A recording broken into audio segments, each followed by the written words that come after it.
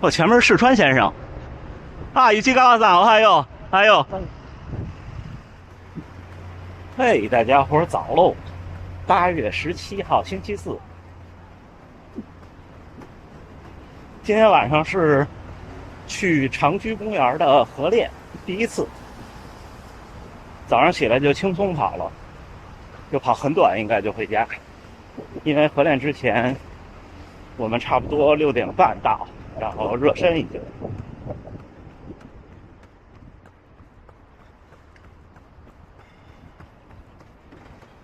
还是有些小紧张的，为什么呢？因为我的生物钟是很早就睡了的，得坚持一下。第一次，慢慢来。它那个公园是2.8公里一圈，所以呢有2个选项。第一个选项呢就是9公里，第二个选项就是11公里。或者是12公里吧，到时候看具体情况吧。昨天跑完了以后挺累的，其实今天早上起来这上坡有点跑不动。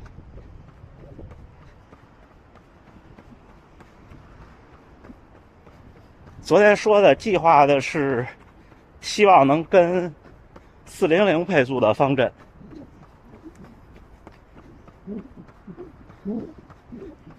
然后家属也跟着去体验体验，拍拍我。今天跟大家闲聊点什么呢？像昨天这种训练，或者今天晚上这种，或者这几次大家看到的周3早晨的课表都不一样，对吧？有的长，有的短，有的快，有的慢。跟大家分享一下这些课程，我觉得什么阶段跑什么比较有用处，好吗？今天我起来的时候，外边还是在下雨，而且是雷雨，然后瞬间就停了，台风的影响还在。行，一会儿再聊啊。下过雨后的公园里还不错啊，但是就是太潮湿了，就蒸得特别厉害。昨天你们看地其实没有很湿，但是我出门之前刚停雨，就是干得特别快，都在空气里，直接就回家了。从这儿到家差不多7公里吧，一共今天。然后下午6点半到那儿，热身半个小时，7点10分左右开始跑。所以估计今天的总跑量还是在20公里左右。还有一个事儿忘跟大家说了，我忽然反应过来，就是这周末19号周六下午3点多，在神户3宫的一个场地，不是标准的田径场好像，但是也是有跑道那种，有一个团队接力马拉松，就特有意思，是那种娱乐比赛性质的吧，也有小朋友，我看历年的照片，但是也有快的。一个队伍是好像最多14个人，最少几个人我忘了。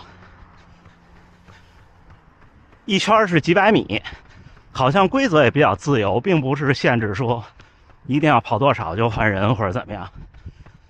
然后我跟大家伙去，老哥也去，本田先生也去，你们常看到的小伙都去，大概有10个人左右。所以如果平均分的话，一个人跑4公里的样子。所以呢，周六的视频就要晚一天了。那比赛也有挺厉害的队，我看去年的第1名是真的42.195公里啊。去年的第1名是1小时59分钟，这个咱甭管多少人，但是你的平均配速要到2分50啊，这太厉害了，2分50多一点点，你让我放开了跑，你让我跑100米，我也跑不了这么快。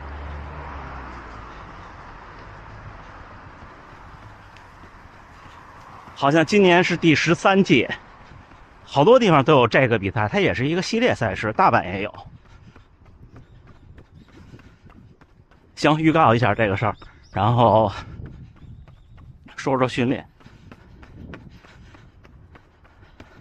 像很多跑步的小伙伴问要不要开始跑间歇，或者跑变速，我总说差不多您能跑了2年左右，再开始跑这种有针对的课。一开始就先跑，因为一开始您跑间歇或者变速不会有太好的效果，也没必要。一开始您就像我现在这样每天慢跑就行了，然后或者是您1周有个3次，想一想能不能在匀速的过程中再快一点，这就够了，就足够了。我刚开始第一次跑间歇是2017年，那时候是我跑步的第3年。第一次跑的时候感觉怎么说呢，就是还能应付，这状态就对了。如果您第一次跑的时候觉得完全应付不了，那我觉得您可以再积累积累再说。一开始我跑什么课表呢？一开始我跑了一个袁大都当时的课表，6公里的混氧吧，就最后要加速到混氧，2公里一个配速，之后就是9个1000米，前7个呢稍微慢一点，最后2个呢再快5到10秒，中间休息2分钟。那2分钟，因为当时在北工大体育场，2分钟我就在操场上走。那时候能坚持下来，并且能按照目标完成。那时候按照他们 C 组的标准能完成。一开始跑完这种呢，会有比较明显的速度的进步，映射到日常的匀速跑上。那时候日常的训练就会平均配速一下就从5分多就能变到4分多，确实是有帮助。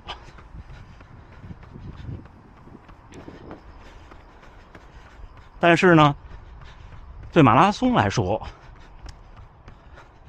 一开始帮助不大，因为大部分人跑步的前4、5年，你的马拉松成绩都是被你的耐力打败的，就是你最后会掉速，你最后会抽筋儿，你最后会没劲儿，并不是被你的绝对速度打败的，甚至都不是被你的巡航速度打败的。那个时候我其实跑半程马拉松就已经按当时的速度，按当时我的绝对速度来说，我已经可以就我所说的那种冲刺下冲下来了，不能说冲刺，冲下来了。但是全程马拉松还是不行，就非常的不行，一过了27、8公里就不行了。所以那时候跑全程马拉松的时候，前面都很保守。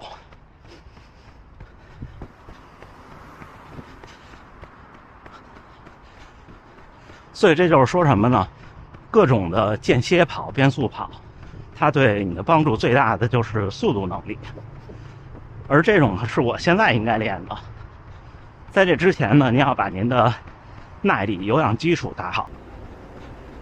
前面是川先生啊，一起高三，还有，哈，巧遇了石川先生。石川先生可能也就住在这附近，有意思哈。然后就像我一开始那样，我那时候已经可以用4分半的配速做日常训练，用4分40的配速完成半程马拉松了。但是我的全程马拉松最好成绩是3小时45，而且是很努力很努力。所以你那种时候练这种绝对速度对马拉松的成绩帮助不大。但是有一个特例，就是如果您是我这年纪了，那为了保持速度感，因为随着年龄的增长，速度会越掉越慢。时不时的做一些这种训练，让自己的绝对速度保持住，还是很有帮助的。如果是年轻的小朋友，或者是您希望循序渐进，一开始有帮助的只有2种，一种是日常的有氧耐力，第二种就是速度耐力。所谓速度耐力就是阈值。都碰见老哥了，我要回家了，我要回家了，我要回家了已经啊。然后那个晚上见，我6点半到那儿，然后跟您联系吧，加油啊！所谓速度耐力，就是我说的那种，一开始我不懂，一开始我就想我怎么能今天的训练跑快一点，就稍微使点劲儿。这2种对一开始的能力和从全马非常快就掉速到你能基本保持一个巡航速度完赛，这个过程中是很有帮助的。像昨天的6公里相对还是短，我的建议是8到16公里，就跑那种你觉得快不行了，这种是对绝大多数普通人，包括对我现在帮助最大的一种，和那种短距离间歇比，这种的帮助要大得多。至于长距离间歇，就比方说那天我们和周根云聊的5公里一组跑3组，那种我就跑过2次，那个太顶了，那个其实就是赛前找信心用的。当然了，如果你能顶下来日常，那肯定是有效果的。不过呢，其实我觉得性价比不如速度耐力这种训练。你就今天起来热身2公里，然后开始加速，跑8公里或者跑10公里，跑这个你这么说就差不多是10公里比赛的速度吧，然后再冷身回家。这个训练其实是帮助最大的。至于短距离的冲刺，像那天的400米或者冲坡，这种其实都是很后期很有针对性的训练了。就我觉得对我现在来说有一点用，就是我要再把我的速度能力提升，可能有一点用。前提是这个速度我能在马拉松上维持住。你们看，比方说现在最近跟团队训练，我的绝对速度好像稍微快了一点，但是下一步我的课题就是怎么能让这个速度在马拉松中体现出来，对吧？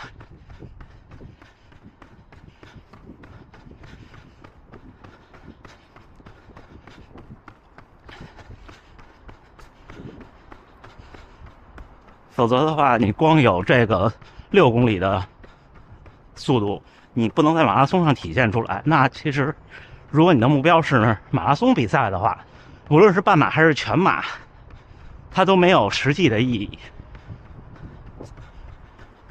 行吧，简单总结一下啊，就是对大多数跑者，包括我现在，我认为效果最好的依旧是速度耐力训练。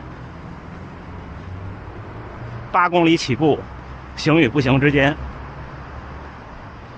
对于年龄大的小伙伴，比方说像我这样的，或者再年长的，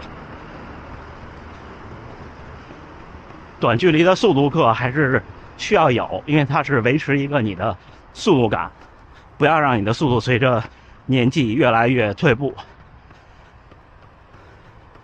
对于刚开始跑步2、3年的小伙伴，就日常跑，更多的时候在跑的时候想一想怎么能更快，因为您一开始的日常跑强度和量都不会太大，那就不要跑太多非常轻松的轻松跑，就更多的去想想怎么能更快。它也是一种变相的速度耐力的课。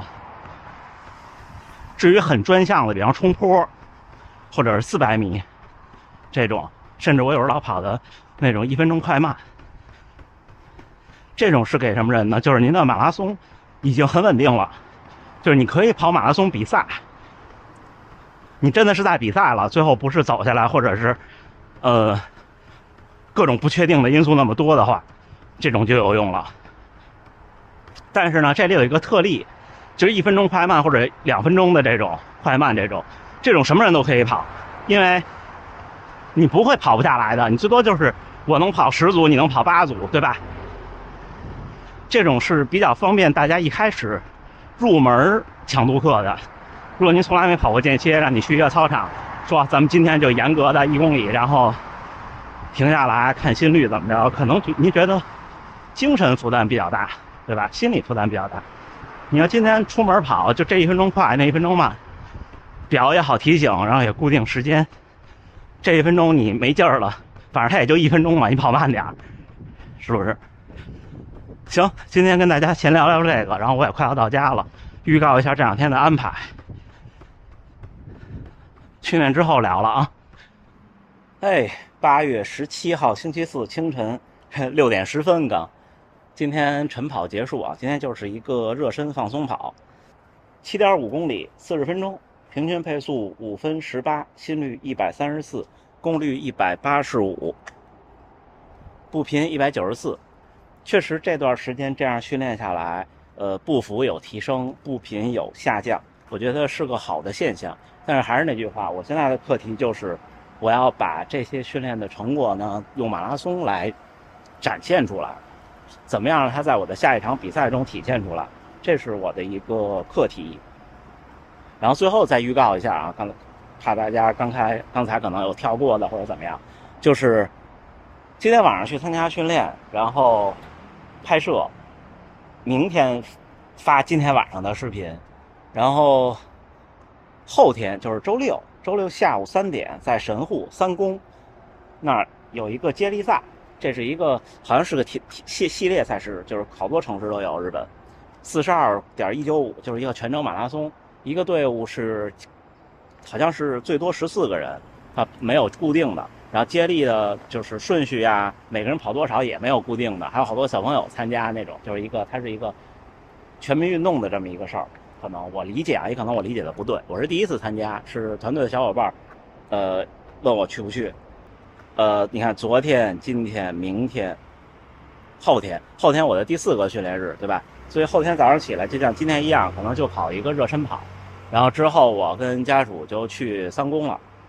3公离这儿很近的，就来过大阪，大家知道在大阪站、新大阪站坐车很快，然后到那边转一转，然后下午3点参加这个比赛，还是要全力的去跑一跑，然后所以看看到时候怎么拍摄吧，让家属跟着嘛。行，那还是能祝大家在炎热的夏训里努力生活，健康平安吧。夏天真的不容易，你看今天我7公里，用说出汗，看刚才看见汗往下滴了吗？这是刚下过雨的7公里，虽然气温不高，但是湿度挺大的。好，那就这么着，咱们今天晚上再见，对不对？今天晚上再见了，加油干，加油干！